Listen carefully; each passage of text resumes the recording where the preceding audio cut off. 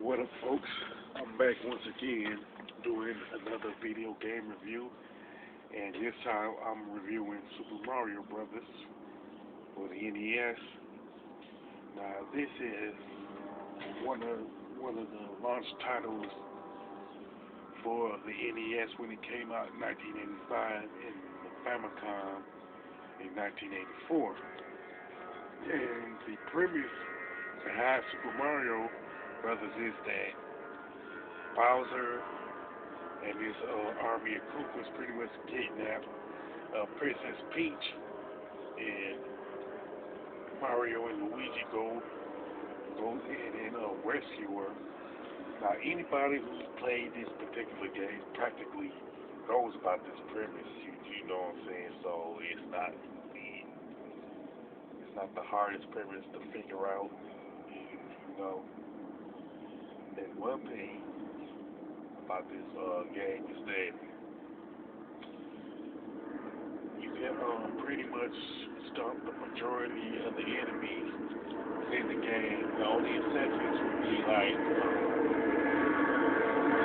the spikes of enemies play.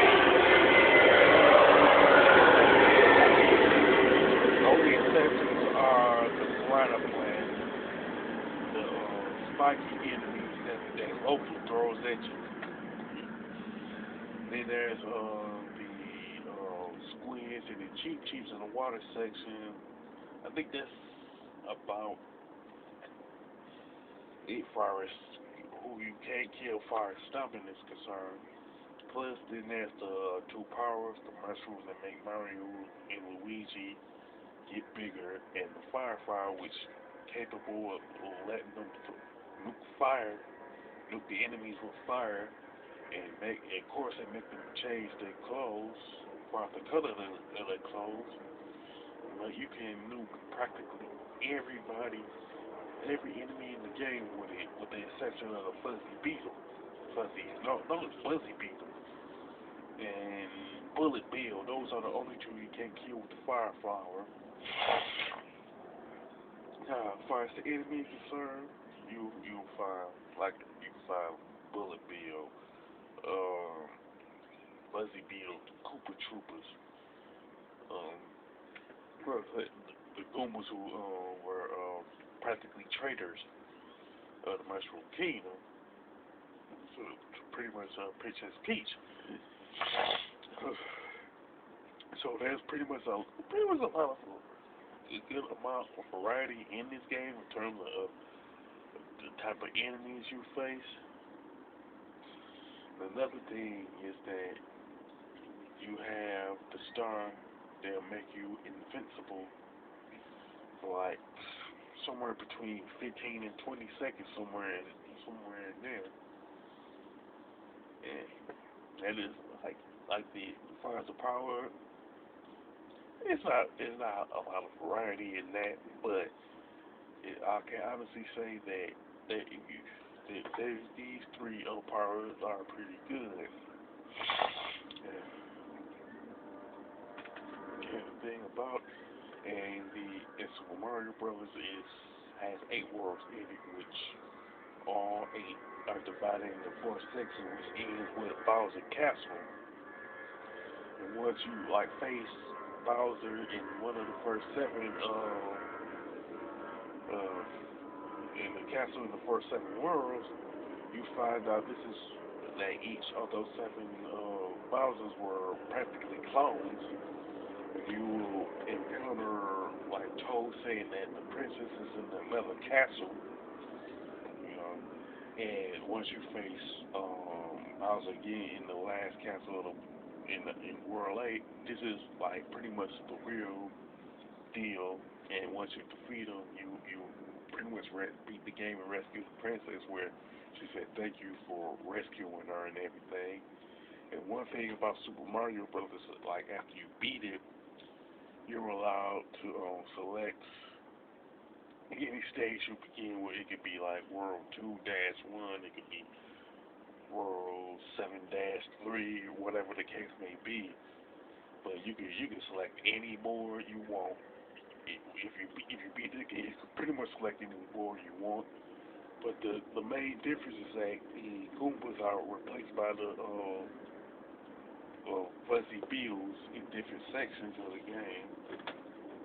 When that happens, plus if you are a straight up speed runner, you can pretty much like go to World 1-2 and warp to World 4, then go to World 4-2 and warp to World 8 if you wanna like beat the game in like say 5 to 10 minutes. But if you play this game from start to finish, it pretty much take you anywhere between I don't know like 30 minutes to an hour to complete the game without without the warp zones. Now there is like a glitch in the game which is called Minus World. You go to World 1-2, and you get to the one pipe that leads you out of World 1-2 into World 1-3.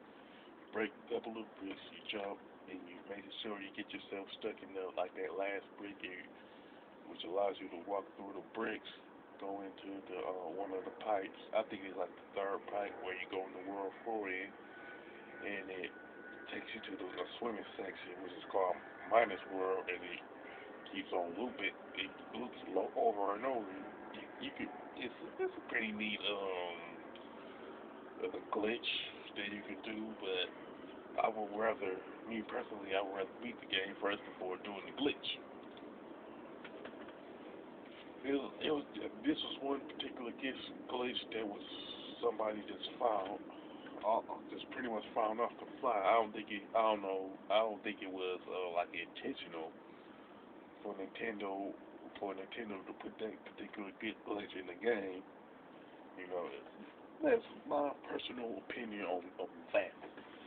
With that being said, as far as the graphics and the level design, it's pretty good.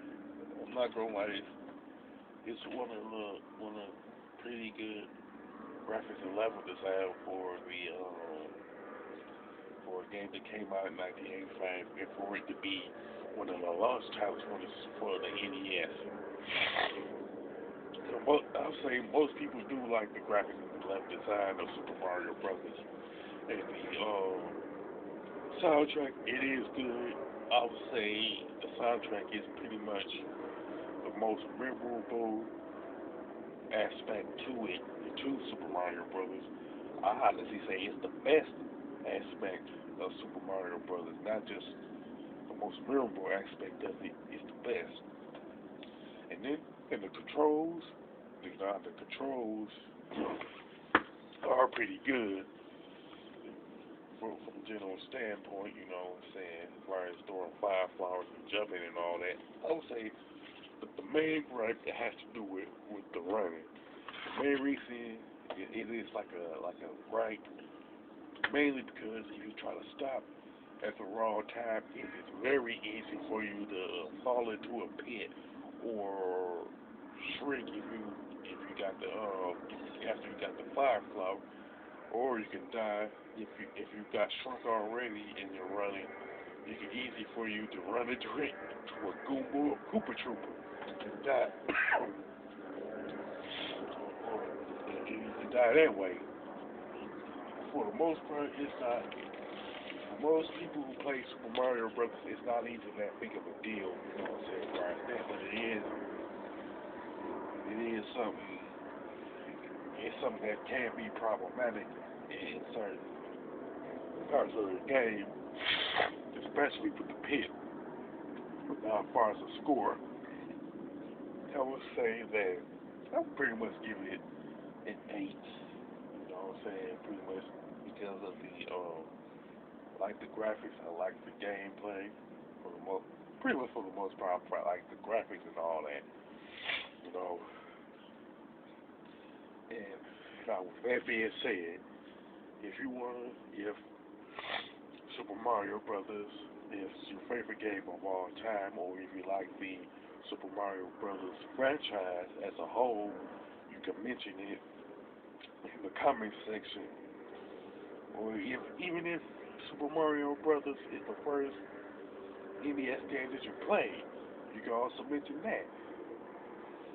And don't forget to click the thumbs up for the video, and don't forget to subscribe. This is your boy Big Metroid Fan 12 signing off.